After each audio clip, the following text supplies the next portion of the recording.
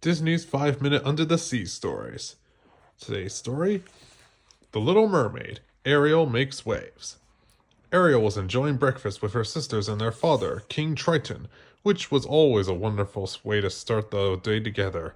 But King Triton told his girls wasn't able to stay, so he had to attend to ruling the kingdom.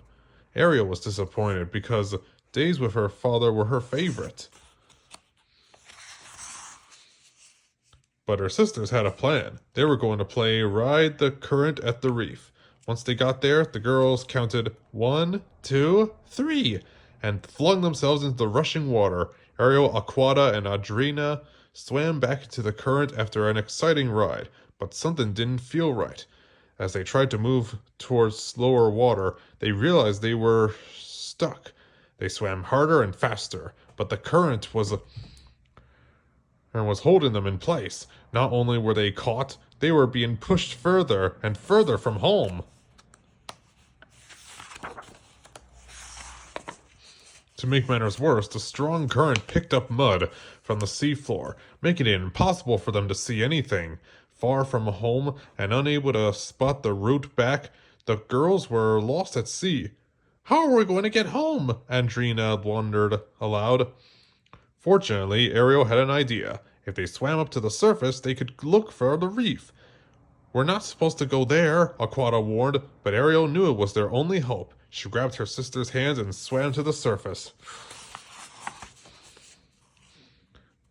Ariel, where are you going now? Andrina asked when Ariel started swimming towards some rocks. If we head over there, maybe we can rest before we search for home. But when they got to the rocks, they found a bird. Eek! Humans! It screeched.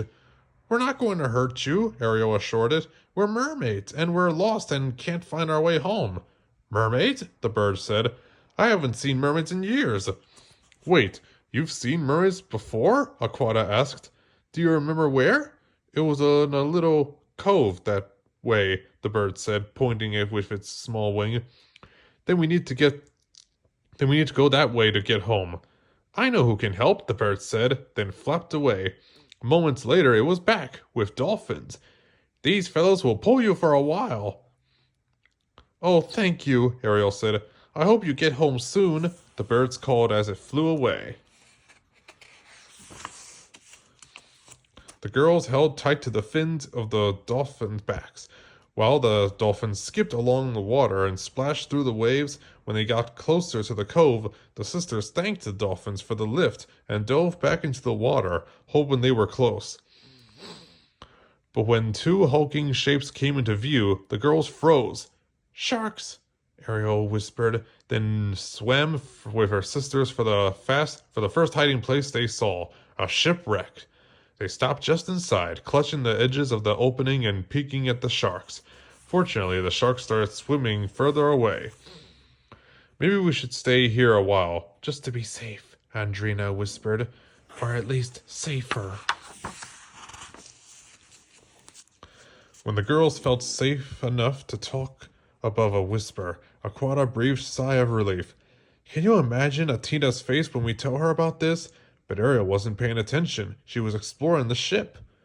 Ariel, Andrina said, what are you doing? That's human stuff. It's wonderful, Ariel told her sisters. She hasn't seen anything like it before. Ariel wanted to find more, but she heard someone in the distance. Ariel, Aquata, Andrina. What was that?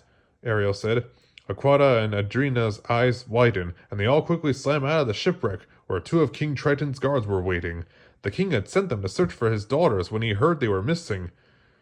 We came straight away, one of the guards said, as he was impressed by the young princesses. You nearly made it home all by yourselves. But at that moment they swam through another strong current and had to fight to move forward. Ariel had an idea. If they swam down, they wouldn't get carried so far away. We're right behind you, said one of the guards. Ariel dove deeper into the blackness and eventually felt the pull of the current. Listen. Her plan had worked, but when she looked around, no one was with her. She was alone and lost in the darkness. Hello? I'm lost. Can anyone hear me? She shouted. I can't see anything. If only some fish could light up and show me the way, she continued, talking to herself. Just then, two lights came on, inches from her nose. It was a fish. Can you help me? I'm looking for my sisters and two guards, Ariel said, but the fish didn't answer. Well, if you've seen this, could I follow you, please? The fish led her through the tunnels until they came across a school of fish, all with lights. They lit a path for Ariel to follow, and she found her way back to the guards and her sisters. Thank you, Ariel called as her new friend swam away. After everyone was reunited, it wasn't long before the girls were seated in front of their father at the palace. I'm overjoyed you've returned safely, he said, but disappointed you wandered off. You could have been lost for good. Your Majesty, one of the guards said, it's worth noting that when we found the princesses, they were well on their own way home. Quite resourceful, I think. And we didn't wander off. There was a strong current over the reef. Well, King Triton said while turning to his daughters, I am proud that you can take care of yourselves. What would you like as a reward? The girls thought about it, and Ariel finally spoke up. After breakfast tomorrow, will you come play with us on the reef? King Triton laughed. There is nothing I'd like more. The end.